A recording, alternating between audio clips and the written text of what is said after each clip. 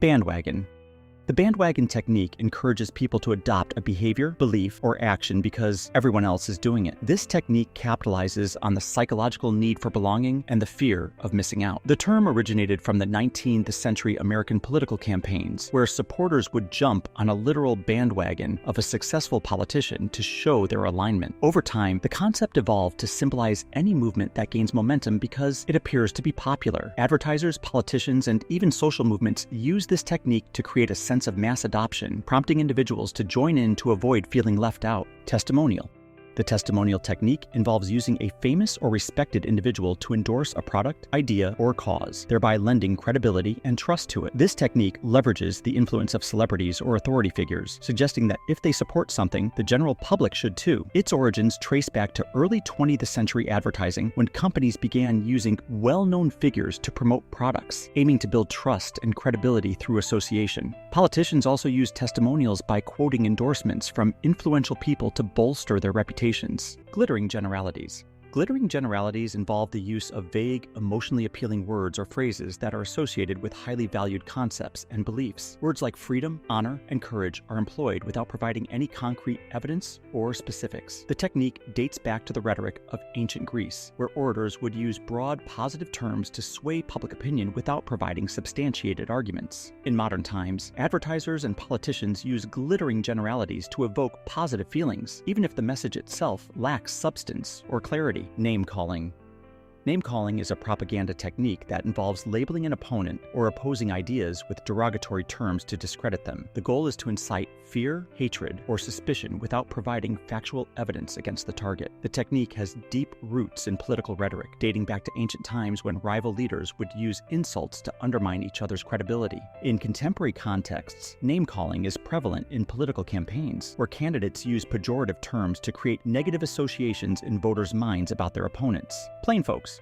The plain folks technique attempts to convince the audience that a prominent figure is just like them, with the same values and concerns. This method is particularly effective in politics, where candidates often try to portray themselves as ordinary citizens rather than elite or out-of-touch figures. The origins of this technique can be traced back to early democratic societies, where leaders sought to appear relatable to gain public trust. In modern advertising, companies use this tactic by showing that their products are for regular people, thereby appealing to the masses. Card stacking.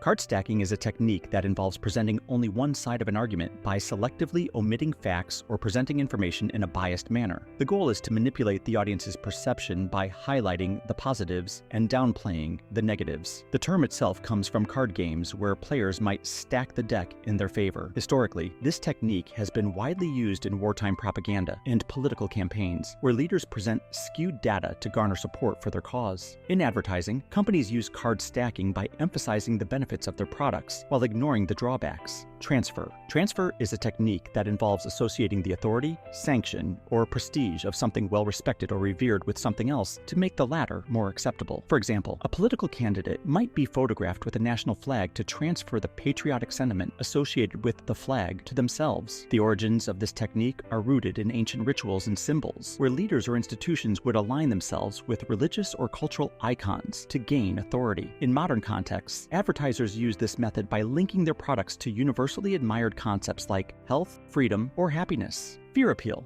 Fear appeal involves scaring people into adopting a certain behavior or belief by presenting them with a frightening outcome if they don't comply. The technique leverages the primal human instinct to avoid danger. Its use can be traced back to ancient times, when leaders used threats of divine punishment to control populations. In contemporary times, fear appeal is prevalent in public health campaigns, such as those warning against smoking, and in political campaigns where candidates highlight the disastrous consequences of electing their opponents.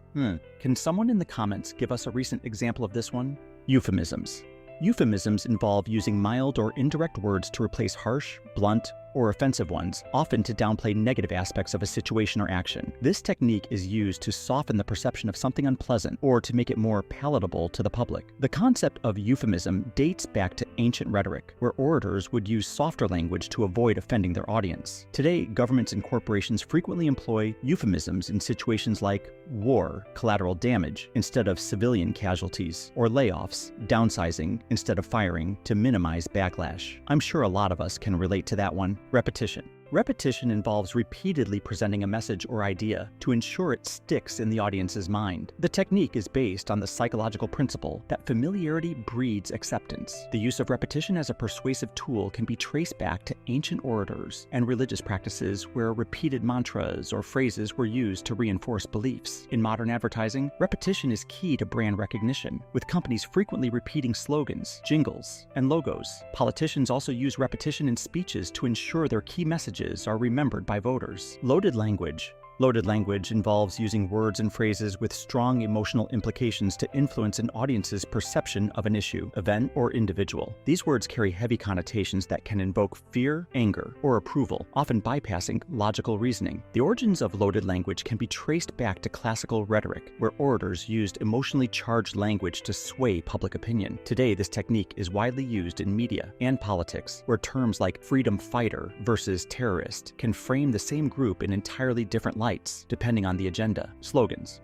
Slogans are short, memorable phrases intended to encapsulate the essence of an idea, product, or movement. They serve as a rallying cry and are designed to be easily remembered and repeated. The use of slogans dates back to ancient civilizations, where they were used in battle cries and religious chants to unite people under a common cause. In modern contexts, slogans are essential in advertising and political campaigns, where they distill complex messages into simple, impactful statements. Examples include "Just Do It" for Nike or "Yes We Can" from Barack Obama's 2008 presidential campaign, and recently, "Make America Great Again," coined by Donald Trump. Virtue signaling. Virtue signaling is the practice of expressing opinions or sentiments to demonstrate one's moral correctness on a particular issue, often without engaging in meaningful action. This technique has become more prevalent in the digital age, particularly on social media, where individuals and organizations seek to align themselves with socially accepted causes to enhance their reputations. While the term itself is relatively new, the concept has existed for centuries, rooted in the human desire to be seen as morally virtuous by others. In propaganda, virtue signaling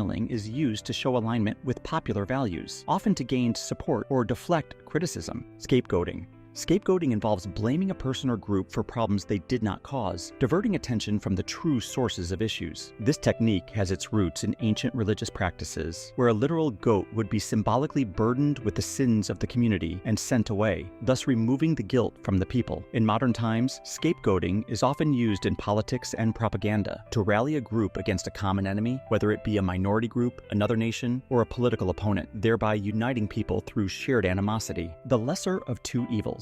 The lesser of two evils technique presents two undesirable options and convinces the audience to choose the less harmful one. This technique is particularly effective in political contexts where candidates may highlight the flaws of their opponents while downplaying their own. The origins of this tactic can be traced back to classical moral dilemmas where individuals were forced to choose between two negative outcomes. In modern propaganda, this technique is used to justify controversial actions or policies by framing them as the only viable option compared to a worse alternative. The world's full of propaganda, don't you think? I'm looking forward to your comments. Click the like button, subscribe, and stay awesome.